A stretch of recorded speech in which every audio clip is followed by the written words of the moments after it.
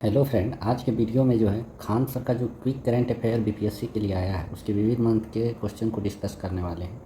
तो अगर आप इस चैनल पर नया हैं तो इस चैनल को सब्सक्राइब कर लिए और इसी तरह क्विक रिवीजन के लिए वीडियो को लाइक करें। तो चलिए फ्रेंड स्टार्ट करते हैं।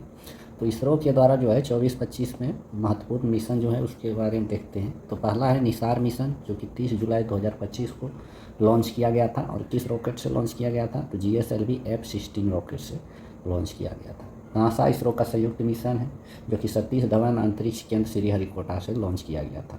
उसके बाद EOS-09 उपग्रह मिशन है, जो कि 18 मई 2025 को लॉन्च किया गया था। ये PSLV C-61 से लॉन्च किया गया था। इसके तीसरे चरण में तकनीकी समस्या आ जाने से यह मिशन पूरा नहीं हो पाया सका। कौन सा मिशन पूरा नहीं हो पाया? EOS-09। उसके बाद MVS जो है 02 है, जो कि 29 जनवरी 2025 को लॉन्च किया गया था। ये GSLV F-15 से लॉन्च किया गया था और यही इसरो का 100वां मिशन था। कौन सा? NVS-02। उसके बाद आया स्पेस डेक्स मिशन, SPA-DEX मिशन। ये 30 दिसंबर 2024 को लॉन्च किया गया था PSLV C-60 से। और यह जो है अंतरिक्ष में 2 उपकरणों को जोड़ने जिसे डॉकिंग प्रक्रिया कहते हैं उसमें सफल हुआ, जिसमें SDX-01 और SDX-02 को जोड़ा गया। उसके बाद ESA प्रोवा 3 मिशन जो है 5 दिसंबर 2024 को लॉन्च किया गया। PSLV C-59 से लॉन्च किया गया इसको। और यूरोपीय अंतरिक्ष एजेंसी के उपकरण को भारतीय प्रक्षेपण यान से प्रक्षेपित किया गया। इसरो के आगामी मिशन के बारे में बात करें तो मंगलयान 2 मिशन 2026 में मंगल ग्रह के अध्ययन हेतु जो है लॉन्च किया जाएगा। गगनयान 2027 में लॉन्च किया जाएगा, जिसमें 310 चालक दल 400 किलोमीटर कक्षा में 3 दिन तक मिशन के लिए भेजा जाएगा। उसके बाद शुक्रयान-1 जो है ये 2028 में लॉन्च करने का अनुमानित है। यह शुक्र ग्रह के अध्ययन हेतु ऑर्बिट भेजा जाएगा इसमें। उसके बाद लूपेक्स मिशन जो 27-28 में भेजा जाएगा। ये चंद्रमा के दक्षिणी ध्रुव क्षेत्र का पता लगाने के लिए जाक्सा और इसरो के द्वारा संयुक्त मिशन है। नेक्स्ट है चंद्रयान-4 मिशन, ये भी 2028 में भेजा जाएगा। चंद्रमा श्रृंखला का चौथा चरण का मिशन है। चंद्रमा से नमूने विभिन्न तत्व लेकिन पृथ्वी तक लाना है। चंद्रमा का नमूना पृथ्वी तक लाना है चंद्रयान-4 का मिशन। उसके बाद भारतीय अंतरिक्ष स्टेशन 2028 से 35 के बीच जो है लॉन्च किया जाएगा, जिसमें 200 टन वजनीय नियंत्रित स्टेशन जो पृथ्वी से लगभग 400 किलोमीटर ऊपर अपनी कक्षा में रहेगा। यहाँ अंतरिक्ष यात्री 15 से 20 दिन तक रह सकेंगे इसमें भारतीय अंतरिक्ष स्टेशन। अब बात करते हैं विश्व के कुछ महत्वपूर्ण अंतरिक्ष मिशन जो हो चुके हैं। जैसे चंद्रयान-1 2008 में जो है भारत के द्वारा इसरो ने लॉन्च किया था। चंद्रमा की परिक्रमा करना और उसका अध्ययन करना लक्ष्य था, और पानी के अणुओं का भी खोज की गया था इस मिशन के। चंद्रयान-2 मिशन ये इसरो के द्वारा ही लॉन्च किया गया था। चंद्रमा की सतह का अध्ययन और लैंडिंग प्रयास किया गया इस मिशन में।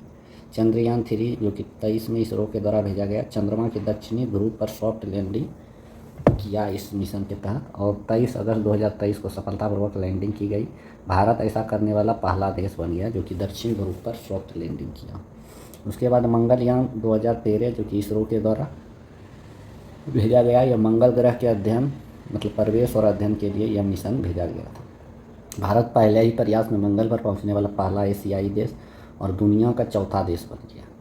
आदित्य L1 मिशन जो कि 2023 में सूर्य के अध्ययन के लिए किया गया था। इसमें सूर्य के L1 लैग्रेंज बिंदु पर सफलतापूर्वक स्थापित होकर सूर्य के कोरोना, सौर, हवाई और चुंबकीय क्षेत्र का अध्ययन शुरू किया है।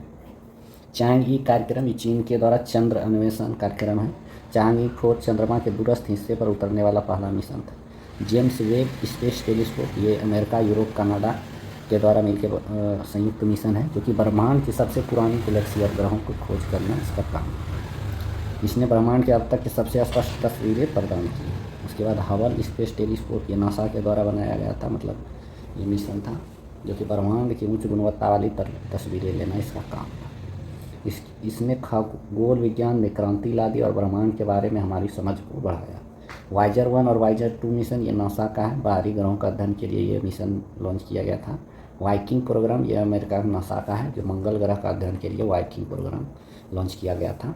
उसके बाद प्रोजेक्ट अपोलो ये भी नासा का है, चंद्रमा पर मानव को भेजा गया था। स्पुतनिक-1 ये सोवियत रूस का है, पृथ्वी की कक्षा में जाने वाला पहला कृत्रिम उपग्रह स्पुतनिक-1 ही था। लूना-2 सोवियत संघ चंद्रमा की सतह पर उतरने वाला पहला अंतरिक्ष यान है लूना-2। अब समझौता ज्ञापन के बारे में बात करते हैं। तो कृषि, ग्रामीण विकास और खाद्य एवं पोषण सुरक्षा में सहयोग के लिए IFPRI और बिहार सरकार के बीच भागीदारी मतलब साझेदारी हुआ है। सीमा पर बिजली व्यापार को सुविधाजनक बनाने के लिए नेपाल, भारत, बांग्लादेश के बीच भागीदारी हुआ है। मालदीव में मौजूद विदेशी मुद्रा संकट से निपटने में मदद के लिए $750 मिलियन का मुद्रा विनिमय समझौता किसके बीच हुआ? तो भारत और मालदीव के बीच। राज्य में स्वास्थ्य स्थिति में सुधार, कृषि एवं पशुधन विकास के लिए मेघालय और bill and Melinda Gates foundation के बीच समझौता हुआ है। खाद्य सुरक्षा में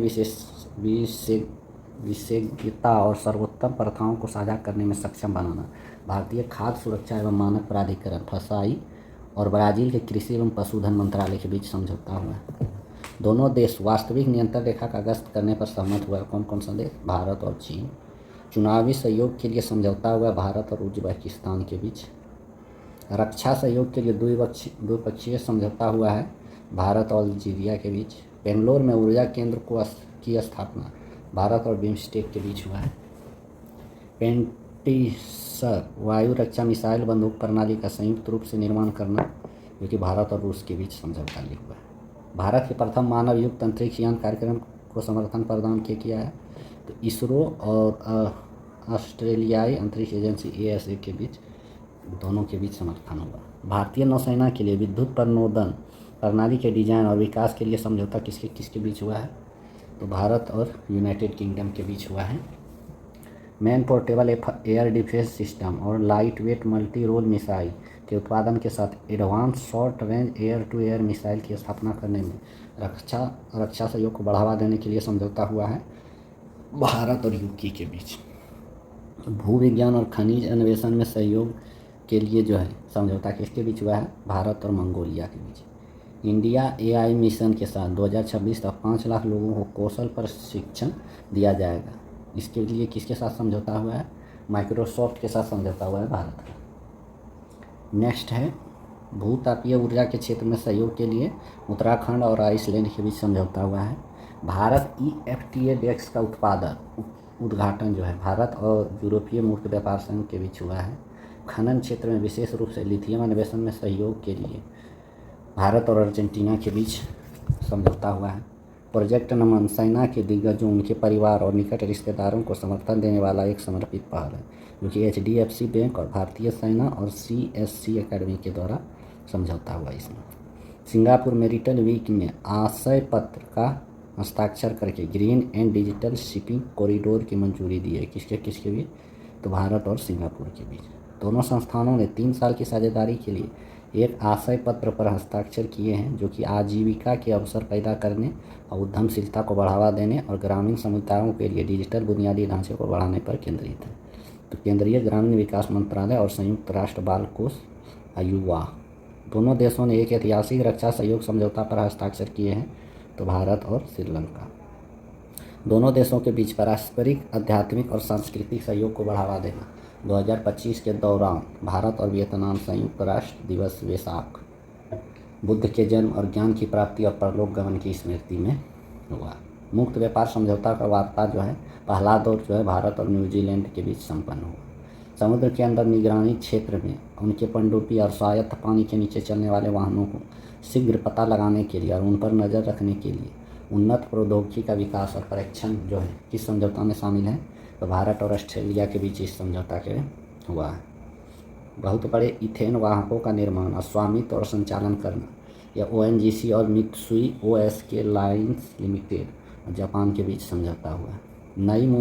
नवी मुंबई में अत्याधुनिक ड्रोन उत्पादन सुविधा जो है विमानन लिमिटेड, जिसे RRP डिफेंस की रक्षा शाखा और फ्रैंको अमेरिका फर्म CYGR के बीच समझौता हुआ है। प्रमुख व्यक्ति का जो निधन हुआ है 2025 में, उसके बारे में डिस्कस करते हैं। तो सीता येचुरी ये राज्यसभा सदस्य होने के साथ साथ CPI के वरिष्ठ नेता थे। उसके बाद DP वेणुगोपाल, ये चिकित्सा के क्षेत्र में महत्वपूर्ण इसका योगदान था। 1998 में पद्म भूषण से सम्मानित किया गया था और पहला हृदय प्रत्यारोपण भारत में किया था। कौन? P वेणुगोपाल। अपने करियर में 50,000 से अधिक हृदय सर्जरी करे थे P वेणुगोपाल ने।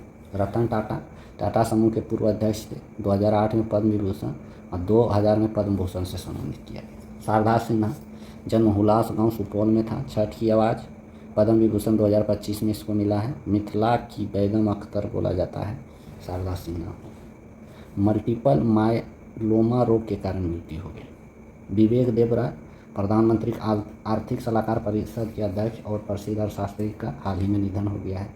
न्यायमूर्ति कुलदीप सिंह जो कि पूर्व न्यायाधीश थे और पर्यावरण कानून में उनकी अग्रणी कार्य के लिए ग्रीन जज के रूप में जाना जाता था। किसको? न्यायाधीश कुलदीप सिंह। ब्रिगेडियर राजमनचंदा यह स्क्वैश खिलाड़ी थे जिन्होंने ओल्ड फॉक्स के नाम से जाना जाता था। किसे? राजमनचंद्रा। न्यायमूर्ति एस पुट्टस्वामी यह 2017 में सुप्रीम कोर्ट के फैसले के आधार पर चुनौती देने वाला निजता के अधिकार के एक प्रमुख याचिकाकर्ता थे और कर्नाटक उच्च न्यायालय के पूर्व न्यायाधीश थे। के एस पुट्टास्वामी। तुलसी गोड़ा ये वृक्ष देवी और वन का विश्वकोश के रूप में जाना जाता है तुलसी गोड़ा, जो कि कर्नाटक की है। श्याम बेनेगल प्रसिद्ध फिल्म निर्माता है, जिसे पद्मश्री, पद्म भूषण और दादा साहब फाल्के पुरस्कार से सम्मानित किया। मनमोहन सिंह 13वें प्रधानमंत्री थे और आरबीआई के 15वां गवर्नर भी थे और प्रधानमंत्री के आर्थिक सलाहकार भी थे जब नरसिम्हा राय के नेतृत्व में वित्त मंत्री भी रहे थे 1991 में। जिमी कार्टर ये पूर्व अमेरिकी राष्ट्रपति और मानवतावादी, वैश्विक मानवतावादी का निधन हो गया है। आर चिदम्बरम पोखरण 1 परीक्षण सहित परमाणु कार्यक्रमों में महत्वपूर्ण भूमिका निभाई थी। 1975 में पद्मश्री और 99 में पद्म भूषण से सम्मानित किया गया था और सरकार में जो है प्रथम प्रधान वैज्ञानिक सलाहकार के रूप में भी रहे थे। जूली जुल्स फीफर 95 वर्ष की आयु में निधन हो गया।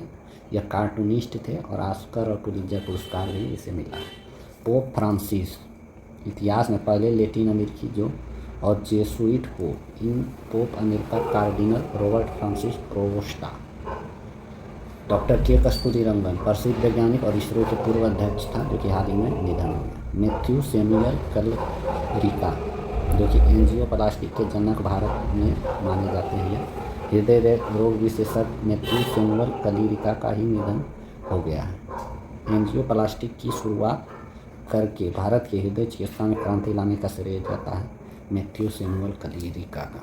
मारुति चित्तमपल्ली पर्यावरणविद, लेखक और पद्मश्री पुरस्कार विजेता है। प्यार से इसे अरण्य ऋषि भी कहा जाता है। किसको? मारुति चित्तमपल्ली। शेफाली जरीवाला 42 की उम्र की में निधन हो गया।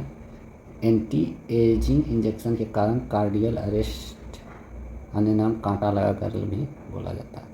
फौजा सिंह एक महान मैराथन धावक था, जो कि 114 वर्ष की आयु में निधन हो गया। अब बात करते हैं प्रमुख ऐप और पोर्टल।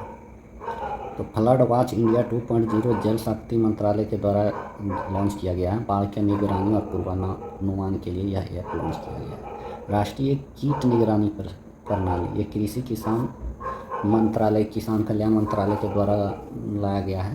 ये कीट की पहचान और कीट के निर्धारण संबंधित जो है इस पोर्टल के द्वारा कार्य किया जा रहा है। यूपीआई सर्कल ये भारतीय राष्ट्रीय भुगतान निगम के द्वारा लॉन्च किया गया है। इसमें यूपीआईडी को एक दूसरे के साथ साझा करने में मदद है, जैसे परिवार, दोस्त इत्यादि। UPI ID circle. अतुल्य भारत कंटेंट हब ये पर्यटन मंत्रालय के द्वारा लॉन्च किया गया है। पर्यटन से संबंधित उच्च गुणवत्ता वाले छवियों, फिल्मों और ब्रोशर और समाचार पत्रों का समृद्ध संग्रह है।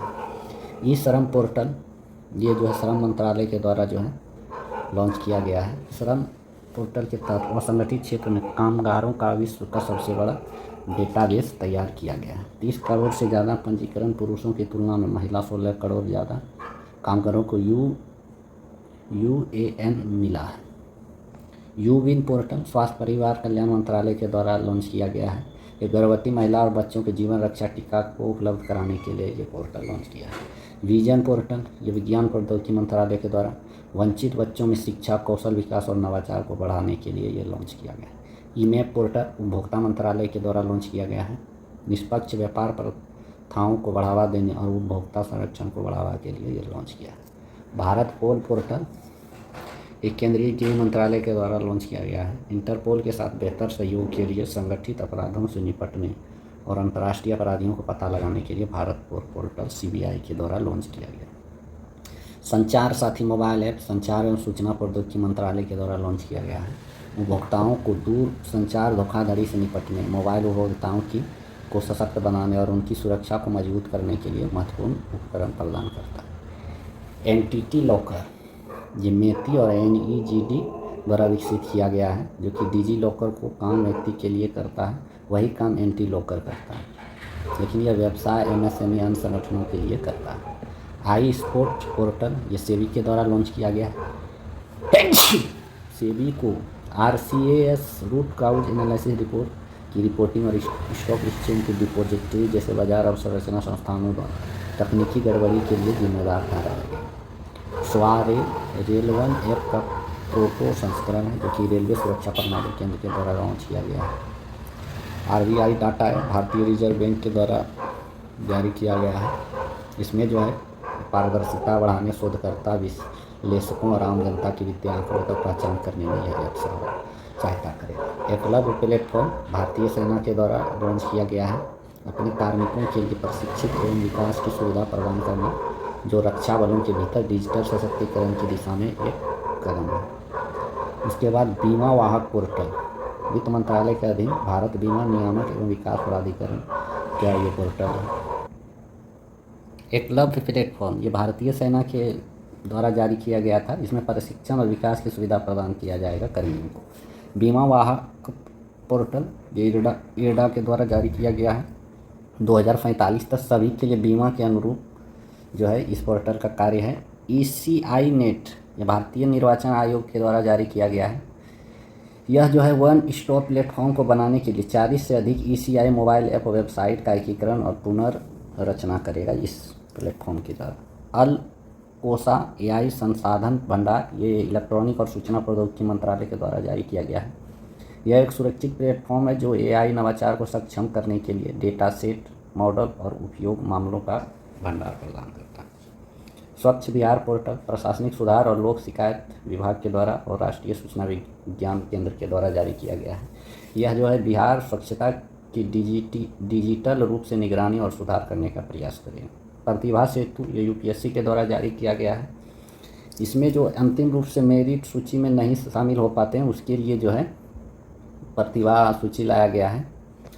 सुगम्य भारत ऐप जो कि दिव्यांगजन सशक्तिकरण विभाग के द्वारा लाया गया है। सुगम्य भारत जो है सशक्त भारत सुगम्य भारत अभियान के साथ संरेखित या भारत में निर्मित पर्यावरण, परिवहन क्षेत्र और ICT पारिस्थितिकी तंत्र की सुगमता को बढ़ावा देने के लिए लाया जा रहा है, जिसमें दिव्यांगजनों और बुजुर्ग आबादी पर ध्यान केंद्रित किया जाएगा। सुगम भारत ऐप जो है दिव्यांगजनों और बुजुर्ग लोगों की आबादी पर ध्यान केंद्रित होगा। रेल वन रेल मंत्रालय द्वारा शुरू किया गया है।